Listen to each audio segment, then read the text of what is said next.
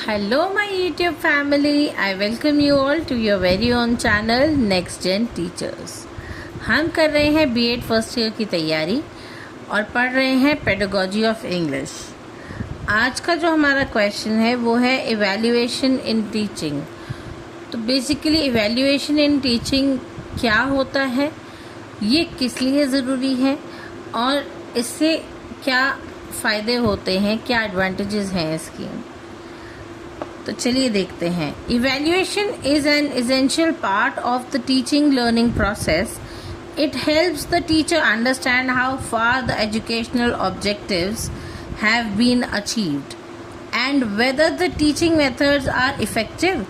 Without evaluation teaching remains incomplete.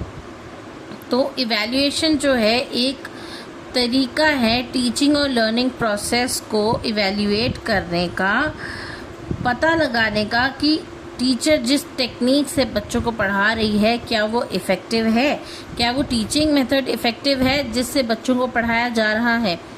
Plus ये देखा जा सके कि बच्चे जो हैं उनकी अंडरस्टैंडिंग कितनी हो रही है।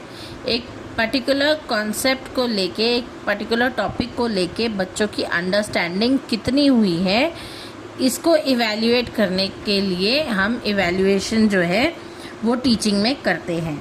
और इवैल्यूएशन के बिना टीचिंग लर्निंग प्रोसेस जो है वो इनकम्प्लीट होती है। Now meaning of evaluation in teaching.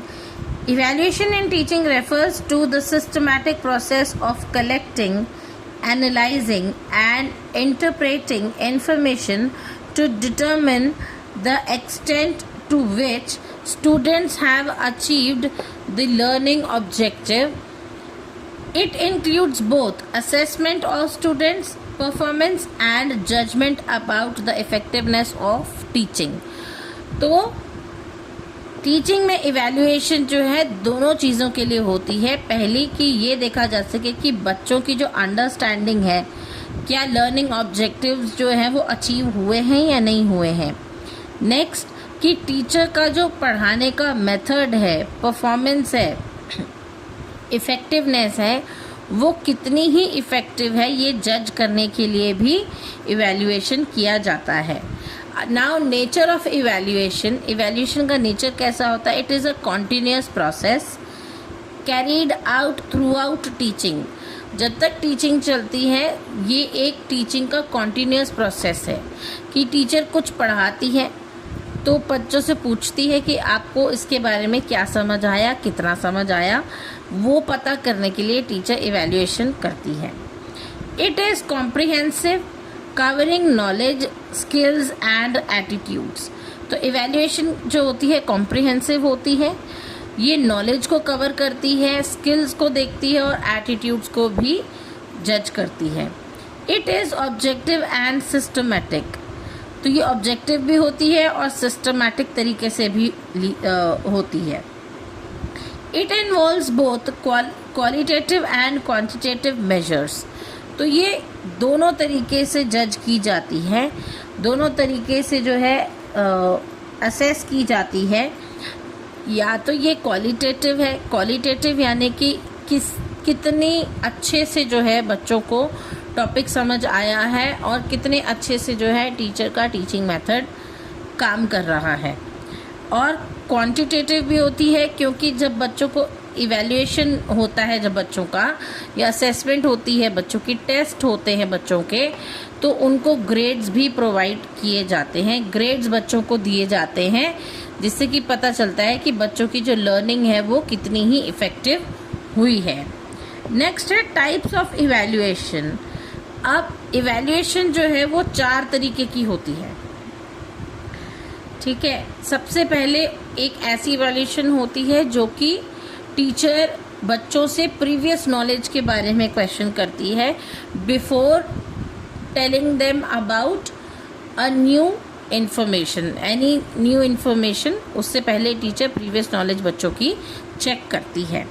तो एक इवैल्यूएशन वो होती है। उसके बाद में एक इवैल्यूएशन होती है जो कि फॉर्मेटिव इवैल्यूएशन इसे हम कहते हैं, जो कि ये पता लगाती है कि बच्चों ने क्लास में कितना सीखा है, ये टीचर ड्यूरिंग टीचिंग भी कर सकती है।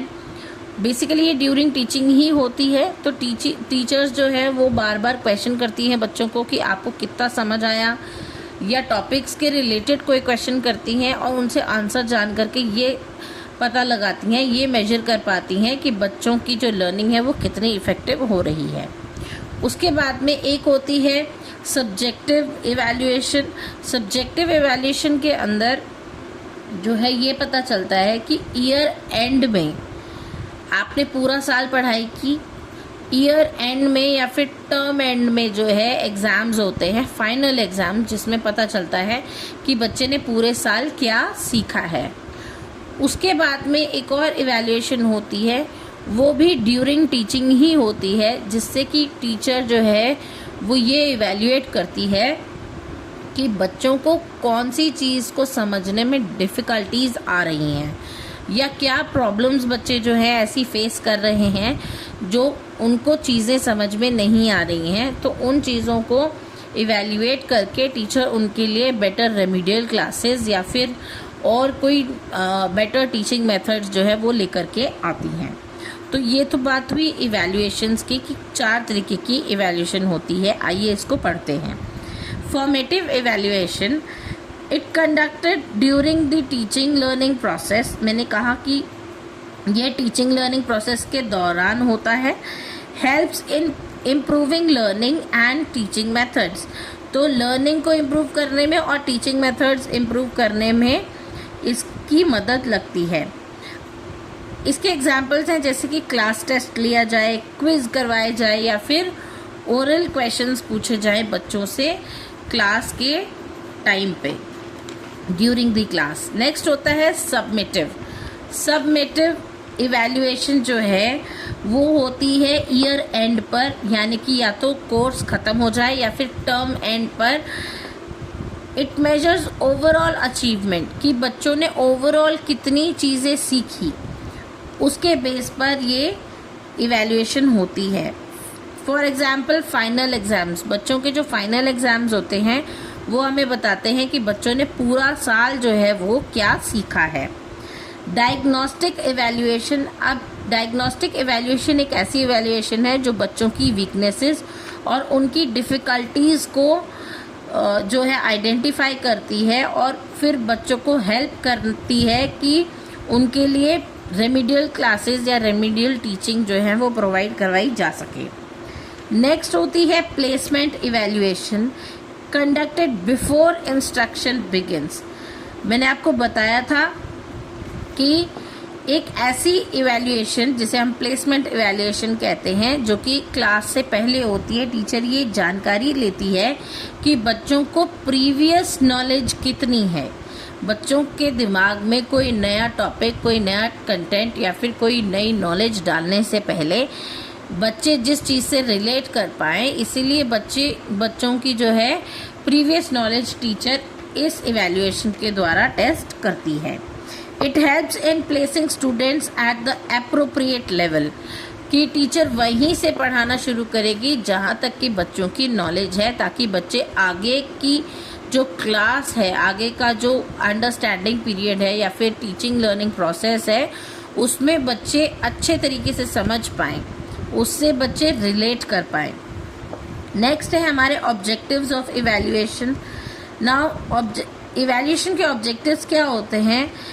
पहला कि ये मेजर करना कि बच्चों के लर्निंग आउटकम्स जो है वो क्या हैं। फिर it improves teaching methods, teaching method जो है, टीचर जो है किस तरीके से पढ़ा रही है बच्चों को, वो मेथड्स जो है उनको इम्प्रूव किया जा सकता है, इसीलिए इवैल्यूएशन होती है। It identifies strengths and weaknesses of students, तो बच्चों की स्ट्रेंथ और वीकनेसेस भी इवैल्यूएट करने के लिए इवैल्यूएशन होता है। To provide feedback to learners and teachers, अब बच्चे कितना याद कर पा रहे हैं, बच्चों को भी फीडबैक दिया जाता है, और टीचर की टीचिंग मेथड्स कितने ही इफ़ेक्टिव हैं उनको भी फीडबैक दिया जाता है। To guide decision making in education, अब एजुकेशन में क्या डिसीजन मेकिंग होती है?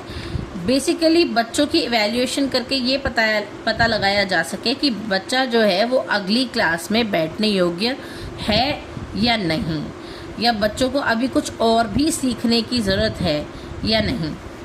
नेक्स्ट है tools and techniques of evaluation. अब किस किस टूल और टेक्निक्स के जो है इवैल्यूएशन होती है। पहला है रिटन टेस्ट, ये ऑब्जेक्टिव और सब्जेक्टिव दोनों हो सकता है। इसके अंदर जो है MCQs भी हो सकते हैं और प्रॉपर ऐसे राइटिंग वाले आंसर्स भी हो सकते हैं। नेक्स्ट होता है ओरल टेस्ट, टीचर जो है वर्बली बच्चों से क्वेश्चंस पूछती हैं और उनसे आंसर सुनती हैं। उसके आगे होता है ऑब्जर्वेशन टेस्ट, टीचर जो है ड्यूरिंग द क्लास बच्चों को ऑब्जर्व करती है कि बच्चे कितना ही सीख पा रहे हैं। नेक्स्ट होता है बच्चों को कोई असाइनमेंट दी जाए या कोई प्रोजेक्ट दिया जाए जो कि बच्चे करके लाते हैं घर से या फिर वहाँ क्लास में ही अटेम्प्ट करते हैं, ताकि टीचर को पता चले कि बच्चे कितना ही सीखे हैं, उनकी अंडरस्टैंडिंग कितनी रही है किसी भी कॉन्सेप्ट को लेके।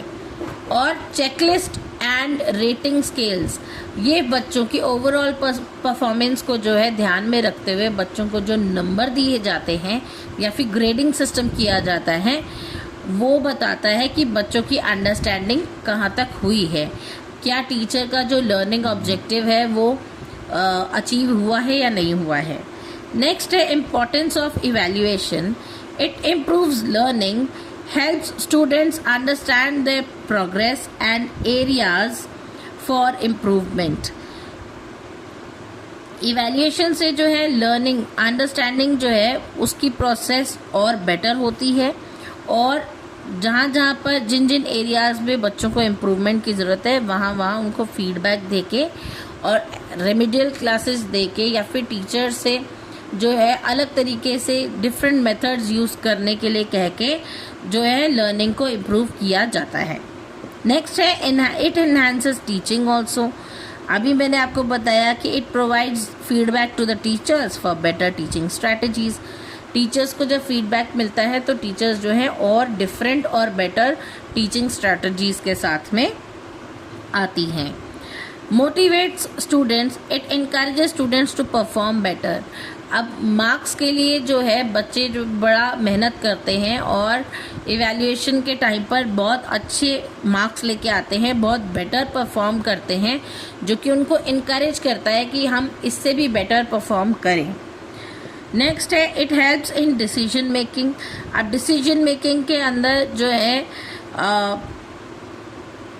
किसी भी संस्था को, फॉर एग्जांपल स्कूल या कॉलेजेस को ये हेल्प होती है कि बच्चे को जो है स्टूडेंट या लर्नर को जो है प्रमोशन दिया जाए या नहीं, ग्रेडिंग सिस्टम क्या कहता है और सर्टिफिकेशन उनको मिलना चाहिए या नहीं। तो ये इवैल्यूएशन से ही पता चलता है कि बच्चा प्रमोट होने लायक है या नहीं, उसकी ग्रेडिंग अच्छी होनी चाहिए या नहीं, या फिर उसको सर्टिफिकेशन मिलना चाहिए या फिर नहीं।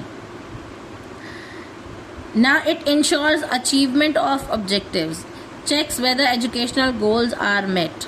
तो इवैल्यूएशन से ये भी पता चलता है कि बच्चों के जो एजुकेशनल गोल्स हैं वो पूरे हुए हैं या फिर नहीं हुए हैं। नेक्स्ट है, अब क्योंकि इसके एडवांटेजेस हमने देखी, अब इसकी कुछ डिसएडवांटेजेस या फिर हम लिमिटेशंस भी कह सकते हैं इन्हें। तो लिमिटेशंस ऑफ इवैल्यूएशन क्या होती हैं? इट में creates stress among students. Exam के नाम से बच्चों को स्ट्रेस होना शुरू हो जाता है, जो कि अभी हम सबको हो रहा है क्योंकि एग्ज़ाम्स आने वाले हैं। नेक्स्ट है sometimes focuses only on marks rather than learning. कुछ कुछ जगहों पर जो है इंस्टीट्यूट्स जो होते हैं वो सिर्फ मार्क्स देखते हैं बच्चों के, उनको लर्निंग से कोई मतलब नहीं होता। तो यहाँ पर लर्निंग जो है उसको इवैल्यूएट करना भी बहुत ज़रूरी है, rather than just focusing on the grades और marks of the student. Next है it requires time and proper learning. तो अब ये करने के लिए पूरा टाइम चाहिए होता है और प्रॉपर लर्निंग की ज़रूरत पड़ती है ताकि बच्चे एग्ज़ाम में अच्छा परफॉर्म कर सकें। तो इसका कंक्लूजन है, in conclusion evaluation is a crucial component of the teaching learning process. It not only measures students' performance but also improves the quality of teaching and learning, making education more effective and meaningful. तो evaluation की जो process है ये teaching learning process को सिर्फ बेहतर ही नहीं बनाती है, उसको इफ़ेक्टिव और मीनिंगफुल भी बनाती है। सिर्फ इसके अंदर सिर्फ बच्चों की इवैल्यूएशन नहीं होती कि बच्चों की अंडरस्टैंडिंग कितनी हुई है, इसके अंदर टीचर्स की भी जो है टीचिंग मेथड्स की इवैल्यूएशन भी होती है कि टीचर जिस तरीके से या जिस मेथड से पढ़ा रही है क्या वो भी बच्चों के लिए इफ़ेक्टिव है या नहीं है। तो इवैल्यूएशन के अंदर टीचर और लर्नर दोनों को फीडबैक्स मिलते हैं, दोनों का पता लगाया जाता है कि लर्नर जो है उसकी अंडरस्टैंडिंग कितनी हो रही है और टीचर जो है उनके टीचिंग मेथड्स कितने ही इफ़ेक्टिव हैं। तो ये है आज का टॉपिक। आई होप आपको समझ आया होगा। अगर आपको मेरी वीडियोस अच्छी लगती हैं तो please do like, share it with your friends. अच्छे कमेंट्स करके मुझे मोटिवेट करना ना भूलें और आने वाली नई और इम्पॉर्टेंट क्वेश्चन की वीडियोस को मिस ना कर दें, इसलिए मेरा चैनल सब्सक्राइब ज़रूर कर लें। मिलते हैं अगली वीडियो में, तब तक के लिए थैंक यू।